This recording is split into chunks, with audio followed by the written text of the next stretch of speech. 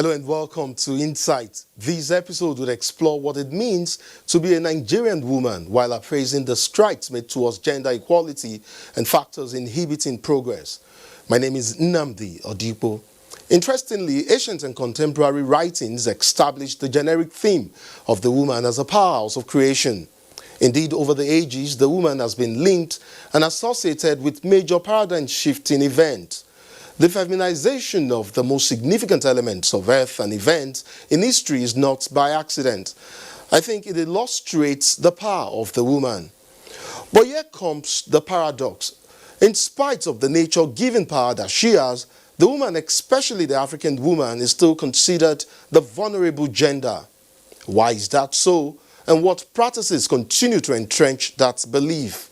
We have two guests on standby to discuss some of these issues. Elizabeth Omorui is also here, and she's standing by for the media review segment. Elizabeth? Well, it's so good to be here, and I'm happy that today's topic relates. Now, the question is, who is a woman? Who protects a woman? Her family, government, society, or the media? When reporting a woman, what should be the role of the media? What should be the priority? These are some of the areas we'll be taking a look at on the media review segment of the program. Very well, Elizabeth. Let's now get started with the discussion.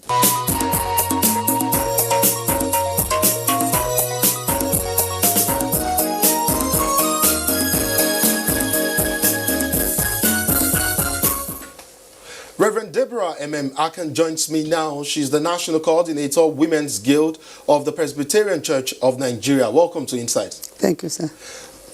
While the rationale for gender equity is educative, right? It's an advocacy to sensitize the people. Does it feel condescending to literally struggle for what you think and know to be true? Especially when it is true, or when it is true that the male and female gender are equal. Why do you think the struggle for gender equity is justified? I want to look at it from the perspective of creation. As a Christian, I know that God created male and female in his own image, after his likeness. And that means every human being has the image of God. And so when one gender lords it over the other, you are negating what God proposed when he created us. So you cannot put down the woman, and then as a man you say you are coming up. It doesn't make much sense. I don't think it does. Whatever, because the scripture says the woman is a helpmeet. And a helpmeet shouldn't be standing behind or on the floor. It should be by the side. What you're fighting for is for equal footing for the man and the woman. Exactly. But the realities on ground do not support that. That's due Hence to the struggle and campaign. Yeah, that's due to the fact that it's a patriarchal society. The men want to be on top and lording it over us. And that's the agitation for gender equity. Give us equal opportunity. And you find that sometimes you actually see females excelling more than the men. But like I said the other day, you find that the woman has to go the extra mile, assert herself to excel. Because the men folk, you know that in industries, the men folk are in the majority. And for a woman to push through the ranks of the men to get to the top is an arduous task, because she actually has to demonstrate her intelligence, her capability that is above her male counterparts. Otherwise, she will not be allowed to excel because of the patriarchal nature and the psyche of the average Nigerian man. There's another argument out there. I don't know if it has a condescending ring to it. Feminists these days find certain things said as condescending. Correction, I'm not a feminist. Okay, great. Then you're an advocate, I guess. Well, if they say you'd accept that. Yes, You accept that you're an advocate. Yes. Anyways, there's an argument out there that women actually do have the numerical strength to achieve what they have set out or what they have penciled down as targets. And if it's so true that you have the numbers. Why have women not been able to translate their numerical strength into achieving targets, whether politically, whether economically? Well, we're using Nigeria as a case study. Okay. Basically, because of the nature of our society, the culture and traditions, the women folk tend to accept that this should be the status quo. And so when you have so many of them, let me take for instance, in the marketplace, very strong market women organizations. But you find that if a woman arises from there, many of the women will not even support her. And that's the sad part of it. Because you find that the men might lure them to support the men. It's a cultural thing, basically, because oftentimes women look at themselves through the cultural prism, traditions. And I don't want to jump the gun. But when you talk about culture and traditions, you find that the obnoxious ones are actually perpetrated by the women against the women. And I think we need an ethical revolution to change that psyche, that as a woman you should support a woman. How would this ethical revolution begin? Advocacy. We keep advocacy from the grassroots. We talk to the women, support yourselves. You can be who God wanted you to be, created you exactly to be. Don't look at yourself through the prism of a man, maybe a husband, because what we find is that some husbands actually cow the wives and put them down, and that prevents them from being assertive. A man could have a wife that is so well endowed. People are endowed differently. So well endowed. But because he's intimidated by her endowment, he goes out of his way to make sure she doesn't rise from where she is. You've just made an allusion to, domestic abuse, as it would Exactly. seem. And you see this not just play out in a rural community alone. You see them play out in cosmopolitan cities and urban centers. It still has the same foundation. Great. But there's an argument out there, and I'll just quickly ask you this: Does poverty? Is there a correlation between poverty and domestic abuse? Or rather, let me paraphrase there and say, what is the correlation between economic status and domestic abuse? Let's not say poverty. One's economic status. Oh, well. Does a certain class give you the prerogative or the right? It won't be right now, but does it promote domestic violence? And what I want to say is, how the poor man handles his affairs is different from how the rich one handles his affairs. But you find violence cutting across every sector. You have it among the poor, you have it among the rich, different dimensions. But when a woman, let me give you an example. There's a lady I know. The husband is very rich. If you see her outside, when people see her, say, I wish I could be like this woman. But she's suffering. Because whatever the husband gives her, when she comes back, she has to remove the expensive things and keep in the husband's room. Doesn't allow her to have cash. So the one resorts to selling foodstuff because the husband orders for all the food, the house is well stocked. So she hides to get the eggs to sell so that she can have cash. What do you call that? Extreme violence, and they're very rich. So violence is not a prerogative of the poor. The poor, because of economy, when the man is frustrated and cannot provide for the family, what does he do? Resorts to beating the woman for talking. And you find that at that level, the women do a lot more.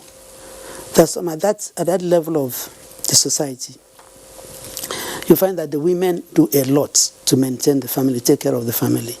So violence is not basically a feature of poverty, because the rich, the high and the mighty, they do their violence in a sophisticated way. And the women will not complain because they have status, they see money where they can. So people envy them, whereas they are suffering. And of course, violence has so many dimensions. Physical violence, emotional violence, psychological violence, which is actually what the high and the mighty do to their women, to their wives. By virtue of your profession, you have the opportunity to interact with women in various strata, women in the various strata of our population. What's your idea or description rather of an ideal situation for the women folk? And I'll take this in stages, but let's begin with economically, for instance. I just said that the women play a large part. Let me say they are pillars in the family. Many families, is the women that are the pillars. You find that let's take the marketplace for instance. Somebody wants to do a microfinance bank and he goes to the market. Those daily collections sum up to a large amount of money, huge amount of money, and they're from the market women. So in the home front, the women play a vital role in maintaining the family and keeping the family going. Some of the men, let's take the local level for instance, they don't actually bring out money like that for the woman. It's a woman that farms, it's a woman that trades, and all she's doing is to ensure that her family is well fed, and some actually struggle and send their children to school. There are some widows that the husbands left at a tender age, and they've trained their children to university level, just selling small things in the markets, because they appreciate that they have to raise their own children. So poverty is not the only reason for violence. That's what I want to establish. Okay. Although in a family that is poor, you know the physiology of a man and the psyche of a man. If the wife says, "You've not given me money," say, "Shut up." And the next thing is to beat her so that she can keep quiet, because he doesn't have to give her. So that's basically because the man will not accept. He will say she's insulting him. And because he has a physical prowess, he feels he can beat her up at will. So the ideal situation, yes. The ideal situation is for the woman to be a helpmeet, the way God desired it when He created both male and female. Self-reliant, economically viable. Well, yes, that will help, but that is not all. It's the way the man handles the woman that will make the woman. A woman can do anything to support the man. But most men don't understand. And when the woman is doing everything to support the man, she's giving her all, she brings her money, everything, the man will feel. Some men, I'm not talking about you, I don't think you're like that, are you? Thank you, ma. Okay. Some men feel intimidated. And because they're intimidated, they feel that the woman will lord it over them. And so to make sure that the woman doesn't lord it over them, they put her down first. How much gains have been made? Because this is an area where you currently are in religion. How much so does religion hold women back? When you talk about religion, I'm looking at Christianity from the perspective Please, of let's take it from Christianity. And I'm more informed about my own denomination. In the Presbyterian Church, we believe in the priesthood of all believers. And that's why we ordain women. That's why I'm a reverend minister ordained. And as much as is applicable, the church insists on equity. My church is ruled by 4 courts. You have the session at the parish level, the presbytery comprising 3 or more parishes, then the synod comprising 3 or more presbyteries, and then the general assembly, which is at the apex. So essentially, it gives a level playing ground. Exactly. In any of those courts, there has to be equalization. So from my own perspective, the Presbyterian Church, we've gone a long way. But there are still some churches that are not yet at that level. So we are making gains. Great. So culturally, when you look at episodes or incidents like the, female genital mutilation, I won't use the word subjugation now of women, but I'll say subordination of women and their exemption from decision-making processes. You know, traditionally now. How can we begin to reverse the trend? Of course, you've talked about education, but it doesn't seem, we don't seem to be making so much gain as we should from the traditional perspective. Traditional perspective. culturally, it's a norm, and it's entrenched in the psyche of the people, that when the men want to discuss in the traditional setting, they will tell the women go, and all they have to do is to cook for them. When they serve the food, they disappear from the scene because they are going to talk about important issues, so the women shouldn't be there. So you see the subjugation of women. But I think education too will help, because when you are talking about education, it will bring exposure to the women, and then they can actually advocate from not a violent position, but bring the advocacy using the skills of women. Women have skills. Good. And then if they apply those skills, over time, gradually, it will catch up. But as at now, in some societies, in some communities, in some traditions, it's very, very strong. The women cannot say anything as far as the men are concerned. Can I get some of your suggestions on intervention programs that can aid mobilization of resources to prepare women, especially for leadership roles? Just a few suggestions, like what government can do or what they should do, and viable platforms for feasible projects that can help aid women prepare for leadership roles or roles in our society. Education is one. Investing more in education, girl-child education. In the girl-child education. In any case, in my office. Isn't that being done? That's already in place. But there are some communities that the traditional things are playing out, and the girl child is still kept at home. And when I talk about equity, I'm talking about equity in terms of even from the family, that the girl child and the boy child should be given equal opportunities. But that is not the case in many families. They still give preference to the boys. For instance, money is in short supply. They say, okay, what are we doing? There's still some communities that the people are so illiterate, that so uninformed, that they still feel it is the boy that should go, the girl should stay. But I've seen a family that the boy said, no, let my sisters go. Women have a short span. I can still go later. So it's for the government as a policy. And to implement that policy, you have need for advocacy. Informing the people, this is available for you, make use of it, because these are the advantages of making use of that policy, that you should go to school. So I think education basically is key to changing the psyche of the women. With exposure. Okay, great. With exposure. When you go out to the world, when they go out to the world, they interact with other people. And that interaction brings about a change of their psyche, that even in their communities, if they accepted the status quo, then they are well informed that they should not accept the status quo, but not from a violent position, but to come as an advocacy, so that the women themselves will know that they have deposits from God, and they can actually use those gifts to excel. But besides education now, and I mean that's like the bedrock. That's the bedrock, yes. Like you said.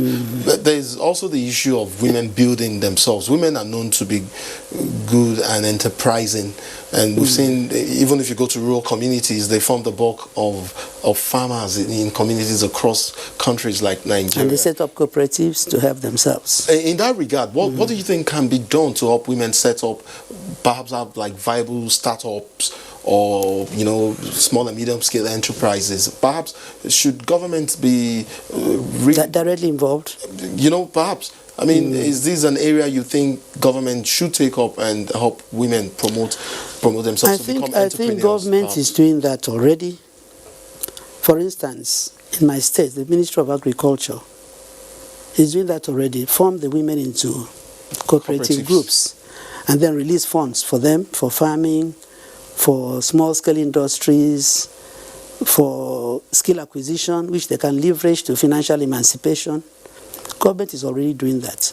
But what is going to help us more will be the advocacy, and that's why you have NGOs talking to ourselves, talking to us, trying to tell the women, don't just learn this trade and then go and file it away. It's like what the scripture says in the book of Proverbs, that a hunter that goes to farm, to hunt, and brings back the game, and allows it to get rotten without roasting it, What does that mean? You're a foolish person. So if you are learning a skill, you learn the skill to leverage it for your financial freedom. Do you feel overwhelmed by the challenge of wanting to change the perceived stereotype of the Nigerian woman? Do you feel... It's a challenge, but one shouldn't give up. You keep advocating, you keep talking to, you keep counseling. And because we are in counseling, so one-on-one, counseling groups, a lot can be achieved. It's not the same day you counsel and do advocacy that you see results. But definitely, if you are talking to a group of 50 women, at least 2 or 3 will imbibe what you're saying, and they'll put it into practice. And over time, it will have a multiplier effect. Let me take you back to the issue of the female genital mutilation. I don't know how much data you have on hand, but do you think it's a practice that is reducing or it's increasing? It's reducing. Because where I come from, they used to do it years ago. But that kind of thing has not happened in the last 10, 20 years. But I do hear that there are some communities that are still very strong. And that's why some wives of governors have taken that up to fight female genital mutilation. But it has reduced drastically in many communities. Moving forward now, what should we expect from, not feminists now, you've made that very clear, you're not one, feminist, but from gender equity groups and advocates? How would these fights be, especially considering that there's a projection for population growth, and that means whatever is happening now in terms of figure and data is likely to be on the increase, considering the increasing number of women we might have in the future. But what's the target for groups and advocates like yourself? What would you, now you also don't like the word ideal, you know, so what would you want to see in the coming years as far as this campaign goes? To see results, positive outcomes. And like I said, it's not something you achieve in one day. But as you do your advocacy, as the NGOs find out and talk to women more and more, it's a gradual thing, really. It's not something you can achieve in one day, but I can tell you that we are making progress. Well, this is where we'll end this this discussion. We hope we'll be able to bring you back here some other time to talk more on issues like this. I've been speaking with Reverend Deborah M.M. Akan. She's the National Coordinator of Women's Guild of the Presbyterian Church of Nigeria. Thank you for coming on the show. Thank you very much. Well, up next is the interview segment, and we'll have another guest on standby still to discuss Nigerian women.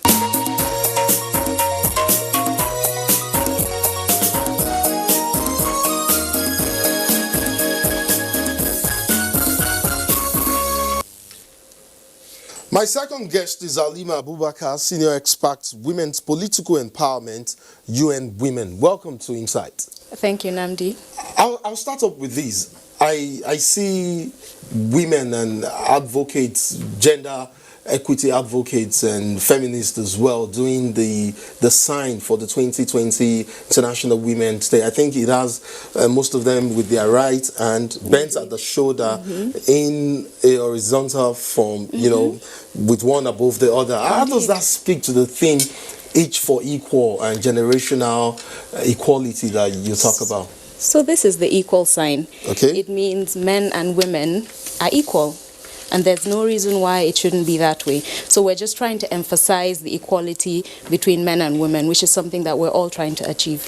Okay, great. So let's talk about some social constructs. I mean, things generally now accepted by society. Patriarchy is one of them.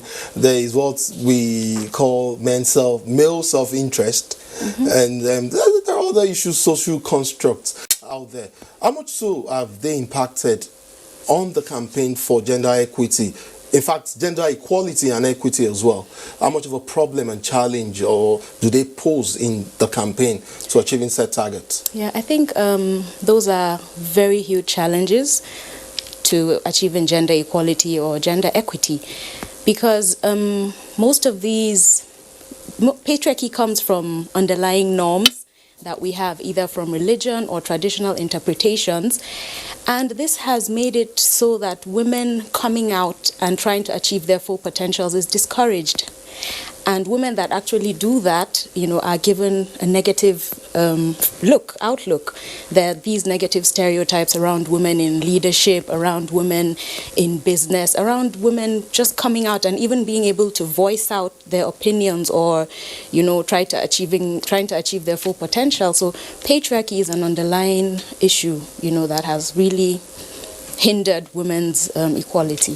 Take religion also as a yardstick and try to create a scenario, if possible, where religion, for instance, inhibits progress in the advocacy for gender equity. Okay, so I'll give you an example of the northwestern region in Nigeria.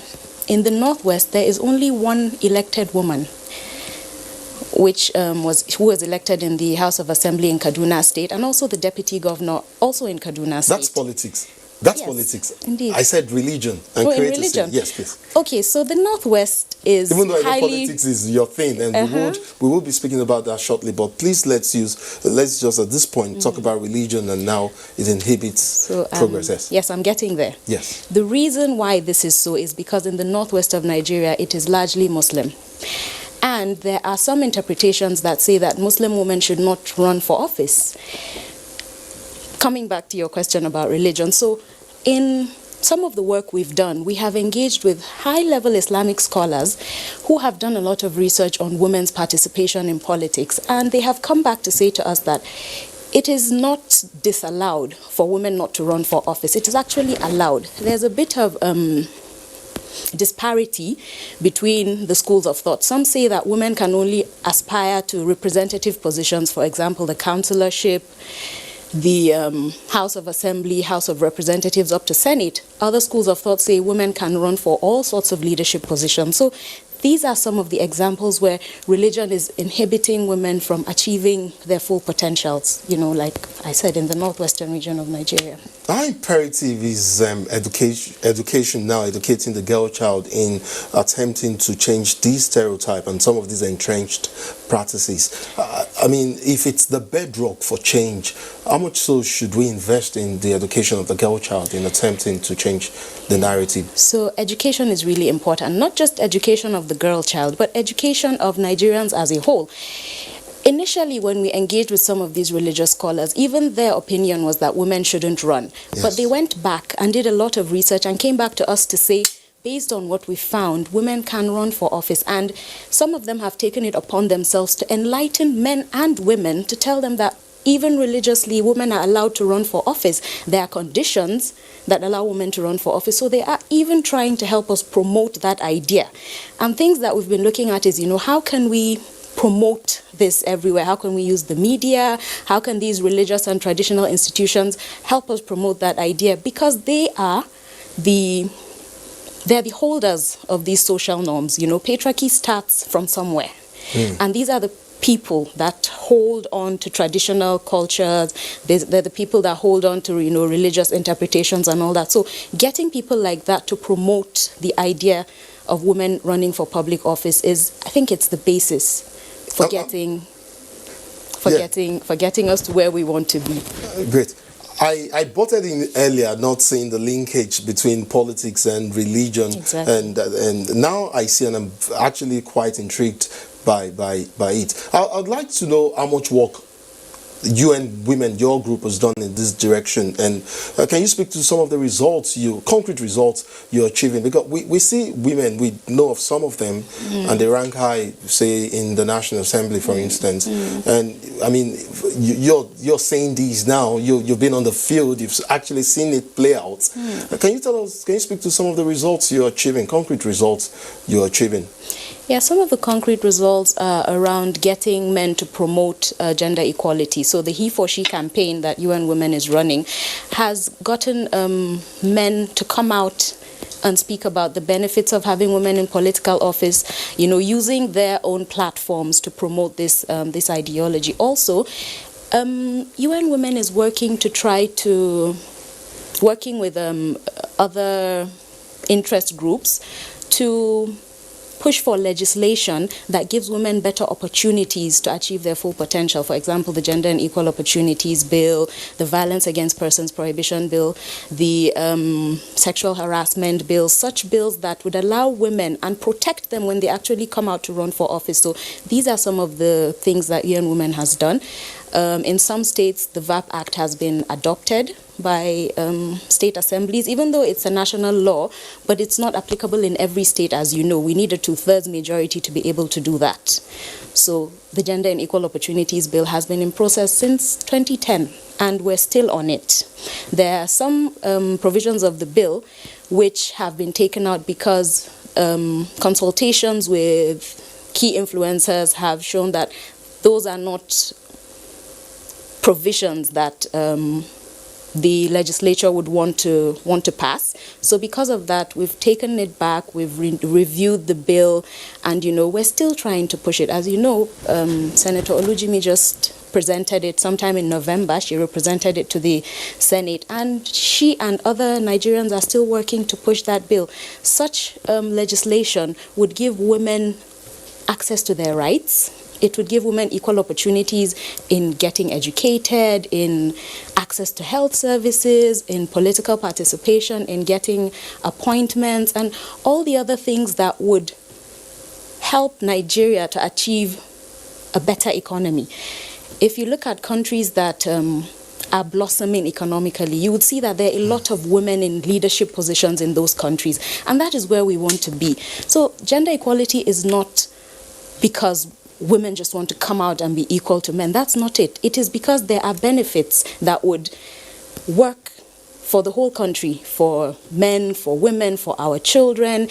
There are just some things that men will not be able to speak about, things that relate to women. You don't know how it relates to women and what impact it has on women. So how do we expect that men can sit down and legislate on issues that affect women and children? It's just not possible. I'll stay with politics now, and there's something I find quite intriguing as well, and it's the fact that it is an established fact that we have more women in Nigeria, for instance, than men.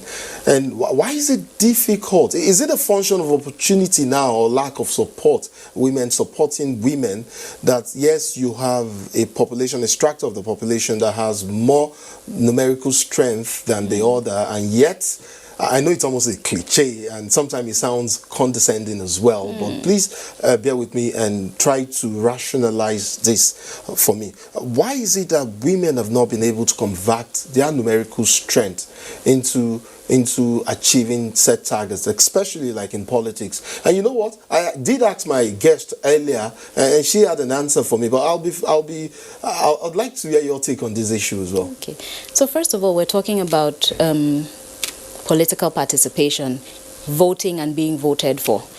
In Nigeria, we don't have independent candidacy. You need to pass through the process, platform yes, of a political party to get there. Nomination to become a flag bearer. In the party primaries, how many women are actually able to navigate the political parties and come out as a flag bearer of a political party? Very few. Why is that? Because there are a lot of undemocratic practices that happen during political party primaries, and there's no one really checking these practices. So already, you don't think it's because you have more women campaigning for men to succeed as flag bearers than the women campaigning for a female candidate to emerge as a flag bearer? No. There are many instances where women from across different political parties have supported a woman from another party which is not theirs. But the point is, how many of them are there? They're very few. And those of them that are there do not even have the financial ability that men do to run competitive campaigns, for instance. They don't have the money to do vote buy-in, because if you look at the last election, there were a lot of instances where there was a lot of electoral violence, there was a lot of vote buying. And because women have not been on the scene for long enough, they simply do not have the ability to compete favorably. Already, the platform is not equal. Men have gone far ahead. It's like a 100-meter race where somebody is 50 meters ahead and you're saying, catch up, catch up. It's not possible. So we need to find a way to level the playing ground for women. Women are not asking to be given favors or anything. We're just saying let's level the playing ground, and we can start from there. If you look at the bills or the legislation that women are looking to pass, it is around temporary measures that would equal or level the playing ground for women, so that by the time the race starts, we're all on the same line. Does that make sense? Yeah, it does make sense. And it means something somewhat like this. And I'll try to create a scenario here. Say we have a party, asking people to come get forms for nomination for a certain position. You mean the party should, for instance, say, okay, look, we'll have 10 forms available for this position, women 5, men 5. Is that somewhat of the scenario that you mean? No, that's not even what I mean. I'm looking at it from the very bottom. How many women delegates are there? And it is these delegates that nominate people who eventually turn out But as if we have more leaders. women as members of these parties, why don't they emerge as delegates to the primaries? Because there are different types of delegates. There are automatic delegates who are appointees of the government, for instance. So commissioners are automatic delegates. Some local government chairmen are chairs are automatic delegates. How many women are there? So automatically, how many delegates are there that would put up nomination for a woman to go through party primaries within her party?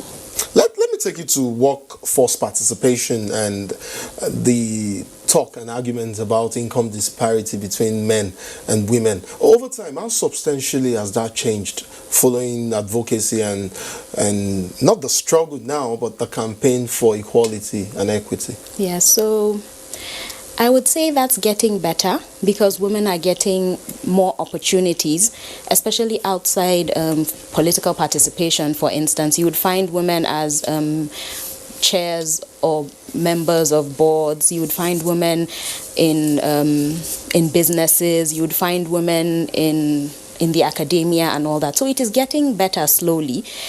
But the World Economic Forum says globally, it would take 227 years to close the gender income gap between men and women. So that also tells you a lot. There are incremental steps that are being taken. Does that anticipate population growth as well? Yes, it does. It's anticipated population growth, and also the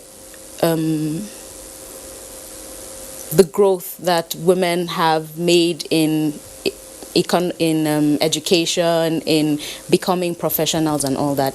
That is an estimate. You work a lot in the rural area. When I say you, I mean the UN women. Yeah. You target communities and women in rural communities. And based on your studies now, how much so would you say things are improving at that level in rural communities? We know this is where we see several, traditional practices that do not conform. In fact, some of them have been tagged human rights violations. Female genital mutilation, for instance, have been tagged a human rights violation. When you go to these rural communities, what is the feeler that you get, especially when it comes to areas like decision-making processes in communities like this? For the woman. So yes, women are becoming more aware, which is why you see, even at the grassroots level, they're coming out more to speak up and to try to improve their lives, just so that they can have a better standard of living and they can take care of their children better. But if you look even in the rural areas, small businesses that are owned by women, how many of them have bank accounts? Very few. How many women own land? About 1% of the world's women own land. And in many of our rural communities, agriculture is the bedrock of their economy.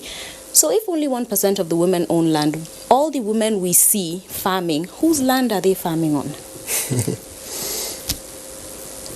And when something happens between them and perhaps the spouse, what then happens to them? What happens to their future? What happens to the future of their children? What happens to all the investments they've made in the farm that they have been growing over the years? Are we doing enough to change the inheritance law, especially as it affects the rural woman, for instance? So that is also one thing that the Gender and Equal Opportunities Bill aims to achieve, so that in parts of the country where women are not allowed to inherit, we can look at women inheriting also, and not not just inheriting, but some of them even have the financial resources to buy the land, but they are not allowed to own land. So how can we change some of these laws to make it easier for women to just be economically independent? Great. We'll come to the issue of gender mainstreaming and our inability to translate policies into actions and all of that. But I would like to take you back to the issue of female genital mutilation. And actually, very quickly, based on your work in rural communities, are we seeing a substantial reduction? I do understand that, yes, over time, in the last couple of years, it's now been halved. Okay, right? Yeah. But based on anticipated population growth, do we foresee an increase in the near future? No, we don't foresee an increase. There has been a reduction in female genital mutilation, and that is because now people are understanding the effects of female FGM on women and on the girl child. And of course, if you look at it from the humanity point of view, nobody would want such negative effects on their children, on their daughter, on their mothers, for instance. So if you relate it to the man and you show him, you're able to, show him how this negatively affects the female children, the girl child, then most of them have been able to move away from female genital mutilation and, just allow things be as they were meant to be. Very quickly, gender mainstreaming and inability to translate, policy and key policies now into action. Shouldn't that make it, since a lot of work has been done on the global stage on the issue of gender mainstreaming, shouldn't it make it easier for a government like the Nigerian authority, for instance, to make things happen and achieve set targets? It should, ideally. That is why we signed up to such treaties, like the Beijing Declaration on Platform for Action, the Convention on Elimination on Discrimination Against Women. Because we signed up because we believed it was going to make it easier for women. But the thing is, like you said, an issue in Nigeria is that we're unable to translate our laws into action. For instance, I'll give you an example with the VAP law. The VAP bill became an act in 2015 or so. How many cases have been prosecuted using the VAP? Well, before we lose time, because we're fast running out, before we lose time, I would like to ask you how your direct communication strategy and how you couch, that's the UN Women now, how you couch messages directed at the various strata, because I want to believe your messages are directed not just to the women folk now, but to policymakers, to men and all of that. How direct are your messages and how substantially have they impacted on these various strata? Very quickly. Yeah, so I would say that messages are different and they are targeted and scripted according to the audience. So what we would be saying to the development partners is obviously different from what we would be saying to the policymakers. And we try to use global best practice. We try to use analogies that would be of interest to the target audience, just so that we can reach them and make them understand that it is not a fight. I'm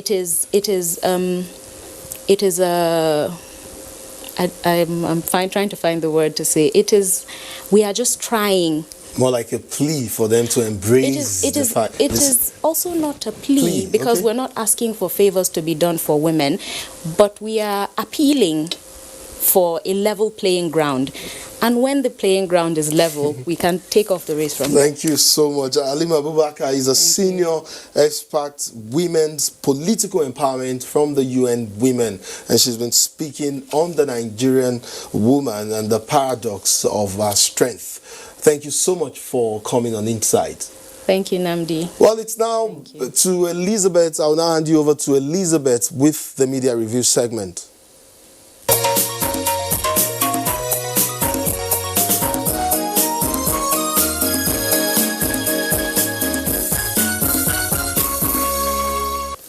She's a woman, a homemaker, and a nation builder. She's a human being and she has rights. When her rights are violated, who should fight for her? The media government, or society? My guest on the Media Review segment today, Evelyn Onyilo, Editor-in-Chief, Phenomenal People magazine, a gender equality champion, will tell us. It's nice to have you in our studio. It's my pleasure too. All right, now, when you see a woman, what comes to your mind? Under any emotion, what comes to your mind? I see a special creation by God Almighty, because at creation He said He made them man and woman after His own image. And I see a person who is dynamic, like I said, who can contribute her quota to every walks of life. I see a strong personality, an intelligent person, a person that is highly organized, a multitasker, and so on and so forth. So the woman is a human being with human rights like the man. Okay, now let's talk about the media reportage this time around. Are women underreported or overreported? You see, women in media and the way women are perceived in the media formed one of the 12 critical areas of the Beijing Platform for Action. Okay. And incidentally, this year, it's going to be 25 years after Beijing. 25 years after all those declarations that the world welcomed. Leaders all over the world, most of them accepted, signed those declarations, but like we know, some of these countries are yet to really domesticate some of those things, those treaties. And the media, going back to your question, how are women being reported? How are their issues being brought forward? I would like to say that from Beijing in 25 years till now, the journey has been very slow. We have seen a rise of women journalists, women in broadcasting. We have seen a rise, women as reporters. But we have not seen a commensurate rise in the way women are reported. The stereotypes are still there. They prefer putting us in the fashion columns, in the entertainment columns, not in the serious political things we are doing. The dynamic things we do to as change champions, we hardly see that. And women in politics, well, when they get mentioned, people like to attach some form of scandal or sentiments to them. So I'd like to say we need to see more of the reportage of women in the media. In the media. Yes. Now, does that mean when it comes to women issues are just sensationalized? Yeah. Is this good enough for a Nigerian woman? It is not. Okay. Because the Nigerian woman is doing a lot. You need to go to the markets, you need to go to the streets, you need to go to businesses, you need to go to the churches, you need to go to government offices, to the private sector. You see women doing a lot, and we need to bring them out. We need to make them more visible. We need to make them more visible. Yes. Now, let's talk about justice. When a woman's right is violated, when she's abused, and when there's a problem related to a woman, and let's say, for example, the police is involved, most times women don't get justice. Why? Yeah. Because one, they are women. Okay. Two, discrimination is still on. Okay. They will tell you bail is free. When you get there, I experienced Actually it. I experienced in a police station, and the guy at the counter, the corporal or sergeant, you know, a junior ranking policeman, told me that, Madam, women cannot take bail. And I told him, says who? Says which law? And it became a debate until I had to make some calls to the top hierarchy, and we were able to get justice, you know, allow me bail a fellow woman who had a problem, you know. So justice, the way it is being served right now, when issues of women are concerned, much is not being done for us. It is not fast enough. We see even toddlers being raped, you know, sexually based violence, and people are not getting justice. But recently, I'm happy that a few of those judgments are actually punitive enough to deter, you know, those that are thinking about raping women, you know, abusing young girls and even young boys to get justice. So but we need to do really more to make sure that women get justice and their rights are protected. Okay, now looks like FIDA is still the only active body protecting women. You see, FIDA is the right person to take the lead, Okay. but FIDA shouldn't be left all by themselves.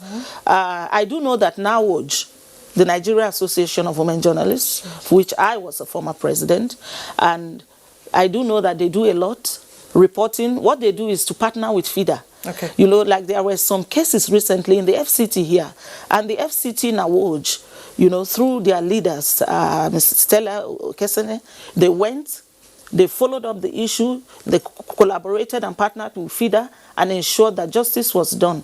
More voices should come, more NGOs, more women should speak out and make sure cases, people are brought to justice. Again, why some of these cases fizzle out is because of those involved. You know, you cannot weep more than the bereaved. If there is a case, you know, of rape of a young child, and, you know, FIDA and NAWOJ takes it up, and the parents now suddenly withdraw, what do? You have no choice because, you know, one, it's from the position of power. Mostly the people that perpetrate this violence against weak people are stronger, and they might be financially more buoyant, and they have their access to the law, to the police, and before you know, they go behind, they kill these cases. And before you know, they want to settle the parents. And some of these parents are so poor that whatever is offered, they receive and say, okay, let this matter die. We leave it to God. You know, when such things happen, it dampens the morale of we, the advocates, and you have no choice but to leave it and let it go. Now, you are a very strong player in the media. Who should actually protect a woman? Media or the family? The protection of the rights of the woman, as the case may be, as the case is now, is not just for one person or one segment. It's a collective effort that we should all put together. When we are talking of equal rights, like this year's theme for the International Women's Day, it's about generation equality. Each one of us should be equal, and we should take this campaign to all facets collectively, because if you leave it to the media alone has its own issues. You know, before the media can do much, yes, publicize it, give it the necessary impetus. Again, we need the judiciary, you know, to do their own bit. Again, we need the family to stand strong and not give in or cave in to pressures, you know, until justice is done. So the woman's rights, it's about the society, you know, rising up to say, hey, these are people created equally by God. We should give them their rights. Okay. And now, quickly, I'm sorry to cut you there. Quickly, what should be the role of the media in changing the narrative? Yes, that is where it is very, very crucial. This is where the media has a very, very important role, because the stories we tell, the programs we do, how much do we reflect the rights of women?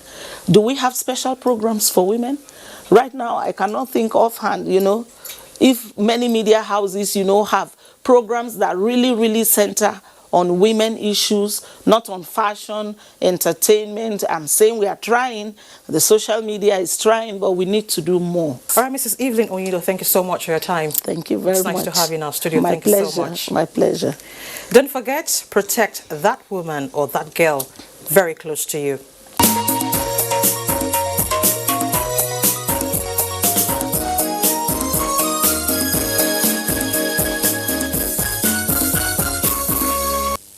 Well, this is where we end today's episode of the program. I think I can proudly say, Elizabeth, that, well, I've always been a feminist, but I can proudly say now that I am quite a strong feminist, Elizabeth. Seriously? Yes, I do think. I know so, actually. Well, I'm happy I'm a woman, and the truth is, a woman makes the world go round, so we need to protect her and be there for her every time. Very well, very well. Well, like we said, join us same time next week for another episode of Insight. I'm Nnamdi Odipo.